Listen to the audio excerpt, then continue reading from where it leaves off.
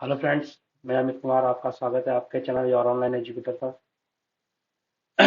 हमारी आज की क्लास हिंदी है। पेडागोजी के संबंधित 15 क्वेश्चन आते हैं, 15 नंबर के। और बाकी जो 15 क्वेश्चन है वो काव्य और गद्य संकलन से आते हैं। मतलब कोई कविता दे दी जाएगी और एक गद्यांश दे दिया जाएगा और एक काव्यांश। उसमें से आपको पढ़ना होगा और उसमें प्रश्न छाटने होंगे। तो वो मैं आपको एक दो क्लास डाल चुका हूँ, देख लेना। बाकी एग्जाम के जब नज़दीक आएगा तो मैं आपको डाल दूंगा। फिलहाल ये कुछ चैप्टर हैं जिनको आप कर लीजिए तो आपको काफ़ी मदद मिलेगी कि हम पेडागोजी को किस तरह से चार ऑप्शनों में से कौन सा सही होता है, कैसे छांटते हैं। इस पे हमें पूरा पूरा जो है निगाह अपनी भाषा पे, लैंग्वेज पे रखनी चाहिए कि लैंग्वेज हमें सिखानी कोई सब्जेक्ट नहीं है। लैंग्वेज है, ओनली लैंग्वेज। ठीक है। तो लैंग्वेज सिखाने के लिए क्या क्या जरूरी होती है वो चीज़ों के लिए है ये। पहला है, पूरी पाठ्यचार में डैश भाषा की भूमिका को अनदेखा नहीं किया जा सकता। अनदेखा नहीं किया जा सकता। वो किस चीज को अनदेखा नहीं कर सकते हैं? मूल निर्माण, ज्ञान निर्माण, व्याकरण निर्माण या अवलोकन निर्माण। तो इन चारों में से जो इम्पोर्टेंट है वो मूल निर्माण है। इसको हम नहीं कर सकते अनदेखा। ठीक है। अगर इसको अनदेखा कर दिया तो हमें समस्या आ सकती है आगे के लिए। प्राथमिक कक्षाओं में भाषा शिक्षक होने के नाते आपकी सर्वाधिक महत्वपूर्ण भूमिका है। अगर हम भाषा शिक्षक हैं और 1 से लेकर 5 क्लास तक के, तो हमारी सबसे ज्यादा सर्वांगीण भूमिका क्या है? बच्चे की भाषाई क्षमता के विकास के लिए तरह तरह के अवसर जुटाना, या बच्चों को वाद विवाद के लिए तैयार करना, या विद्यार्थियों को सर्वाधिक अंक प्राप्त करने के लिए तैयार करना, या कक्षा में पाठ्य पुस्तक का अच्छी तरह से निर्वहन करना। तो इसमें जो हमारे लिए सबसे इम्पोर्टेंट है, ए, बच्चों की भाषाई क्षमताओं के विकास के लिए तरह तरह के अवसर जुटाना, कि वो किस तरह से बच्चे बोल सकते हैं, सीख सकते हैं। इन चीजों का ध्यान रखना। ठीक है। अगला है, दूसरी कक्षा में पढ़ने वाला रोहित हिंदी की कक्षा में अपनी मातृभाषा में बात करता है, आप क्या करेंगे?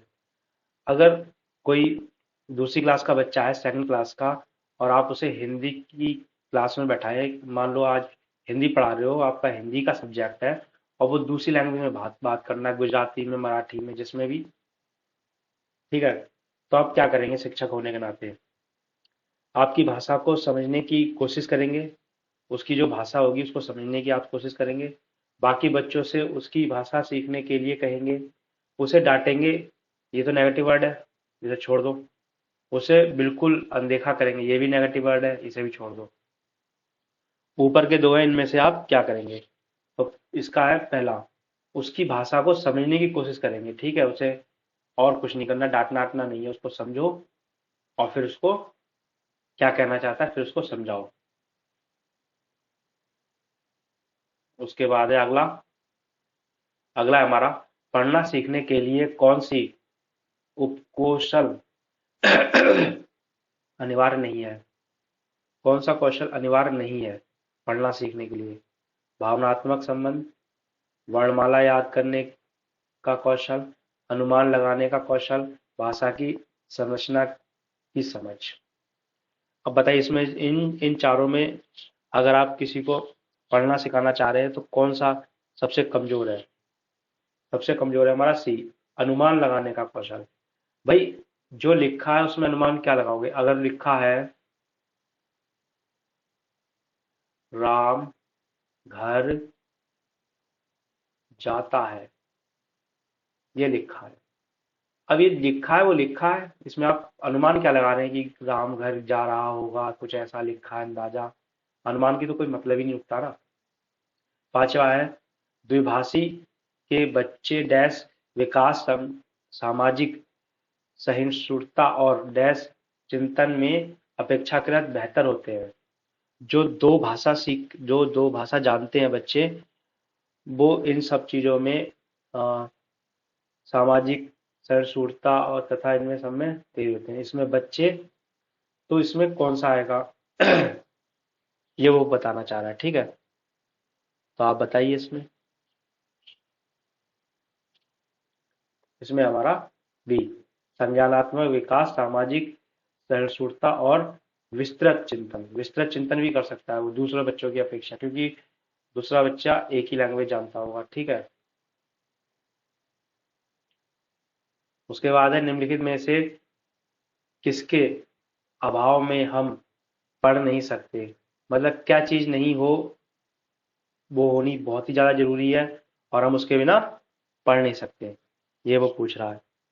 लिपि के परिचय, या 12 खड़ी से परिचय, या वर्णमाला की क्रमबद्धता का ज्ञान, या संयुक्ताक्षरों की पहचान।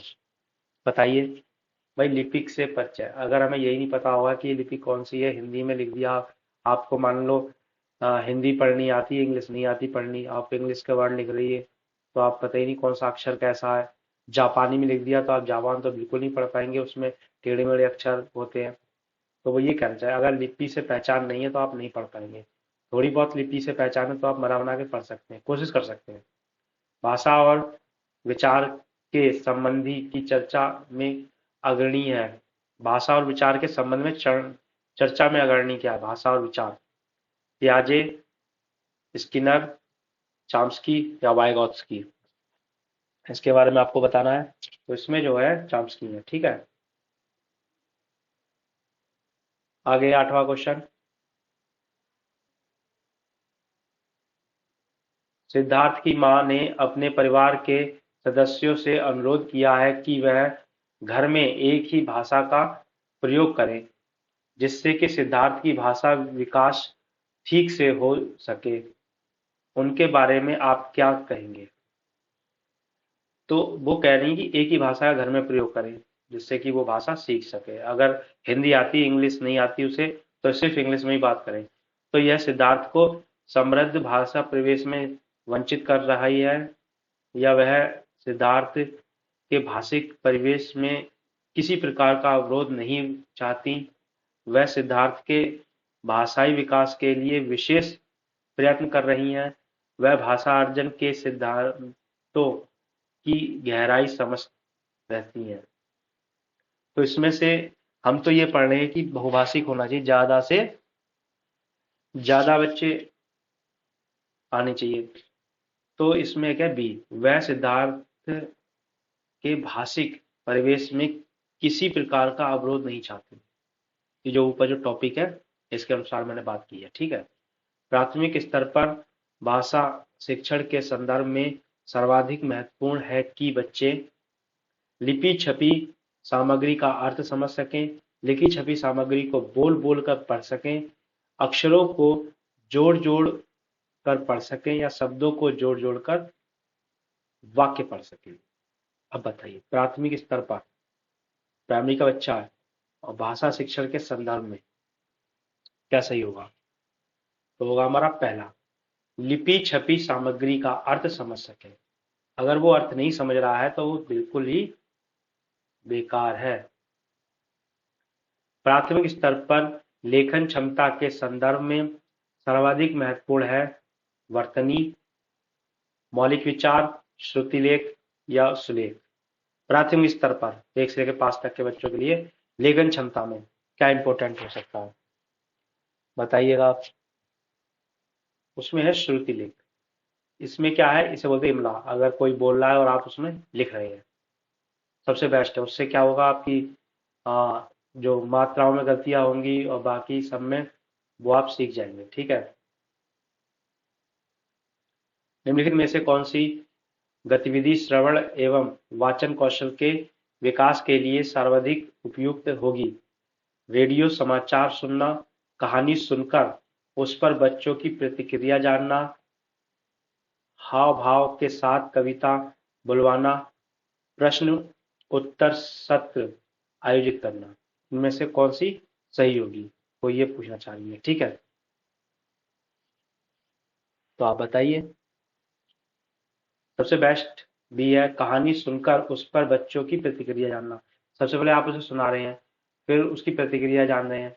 अगर इससे करेंगे तो आप वो दोबारा रिपीट करेगा उसी कहानी को दिमाग में, और अपने भाषा में अपने शब्दों में क्या सीखा इससे आपको भी पता लगेगा। वाणी डैश होती है और लिखित भाषा की तुलना में काफी तेजी से बदलती रहती है। ये तो बात सही है। हर 20 किलोमीटर की दूरी पर हमारी भाषा या वाणी चेंज हो जाती है, ठीक है।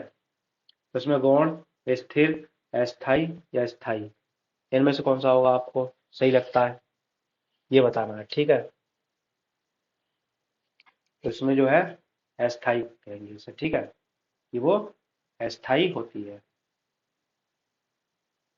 उसके बाद है बहुभाषी कक्षा से तात्पर्य है। बहुभाषी कक्षा से क्या तात्पर्य है, जिस कक्षा में कम से कम 2 भाषाओं में पाठ्य पुस्तक उपलब्ध हो, जिस कक्षा में प्रत्येक बच्चे के घर की बोली को सम्मान दिया जाता है, जहाँ बहुत सी भाषाओं का अध्ययन किया जाता है, या जिस कक्षा के शिक्षक शिक्षिका 2 या 2 से अधिक भाषा लिख सकती हैं। क्या तात्पर्य है इससे, कई बार आता है बहुभाषिक, तो उससे क्या है, तो उससे हमारा बहुभाषिक से यही है, जिस कक्षा में शिक्षक शिक्षिका 2 या 2 से अधिक भाषा पढ़ या लिख सकती है, ठीक है। फिर है संज्ञान के स्तर पर विकास डैश अन्य भाषाओं में आसानी से अनुदित होती रहती है। ज्ञान क्षमता, व्याकरण क्षमता, तर्क क्षमता, भाषा क्षमता, इसमें से क्या होगा सबसे सही वो आपको बताना है। इसमें होगा हमारा भाषा क्षमता, ठीक है। लास्ट क्वेश्चन है हमारा, क्या है, भाषा शिक्षण की को डैश संदर्भ में रख कर देखने की आवश्यकता है, किसमें, आर्थिक, सांस्कृतिक, नैतिक या भाषी। तो भाषा शिक्षण को बहुभाषी के देखने में संदर्भ में है, ठीक है। तो आज की आपकी क्लास कैसी लगी आपको बताना, उम्मीद है आपको अच्छा लगा होगा आपकी क्लास, और आप लाइक करें, सब्सक्राइब करें। मैं देख रहा हूँ आपके साथ कुछ नहीं हो रहा है, अपने चैनल पर वीडियोस तो बन रही हैं, लेकिन देखने के लिए ज़्यादा बच्चे नहीं आ रहे हैं, शायद नहीं पहुंच पा रही हो वहां तक बात। Thank you.